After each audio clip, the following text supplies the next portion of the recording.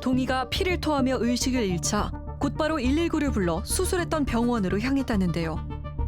1분 1초가 급한 응급 상황에서 끔찍한 일이 벌어졌습니다. 여기서는 또 무슨 일이 있었던 거예요?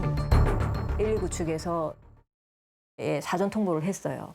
기도 확보가 필요하고 CPR을 치고 가고 있고 너희 병원에서 수술했다.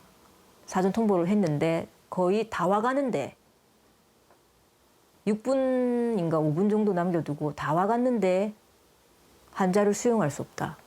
바로 앞에 왔는데 그렇게 된 거예요. 말이 됩니까? 출발한 지 10여 분이 지난 시점, 병원에서 갑자기 동의를 거부한 겁니다. 아휴. 생과 사를 넘나드는 긴박한 상황. 안타까운 시간을 흘려보내며 동의를 받아줄 다른 병원을 수소문해야만 했습니다. 저것도 좀 이상하지 않아요? 이상해요. 결국 왔던 길을 되돌아가 119 신고 후 31분 만에 다른 대학병원에 도착할 수 있었는데요.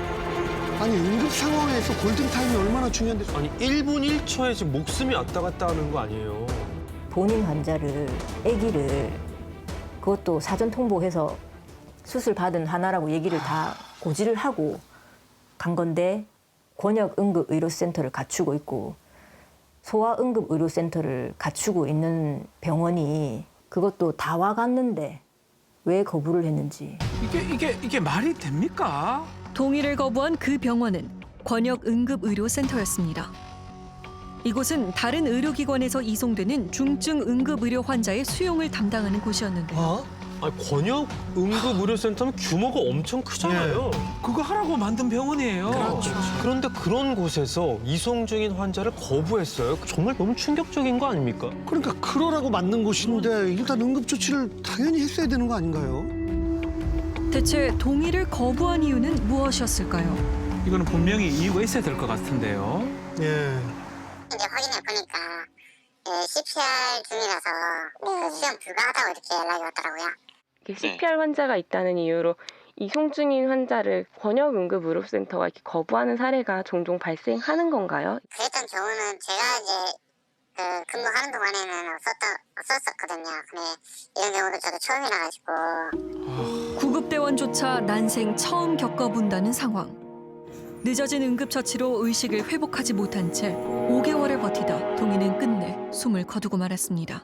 아, 참. 환자가 응급 상태면 응급의료기관으로 지정된 병원은 응급 환자를 받는 게 원칙이고요. 그렇죠.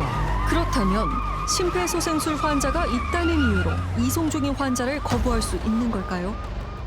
당직 선언 의사만 쳐도 예를 들면 10여 명 이상의 의사를 두고 있기 때문에 그냥 환자 한 명을 심폐소생술 하느라고 응급 환자를 받을 수 없다라고 하는 거는 합리적인 그 이유가 되지 않을 거고요.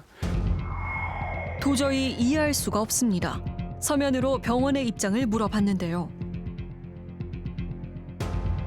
하지만 사건 당일에 대한 그 어떠한 답변도 받을 수 없었습니다. 그러면 저 얘기를 어디 가서 들어야 하는 겁니까? 참.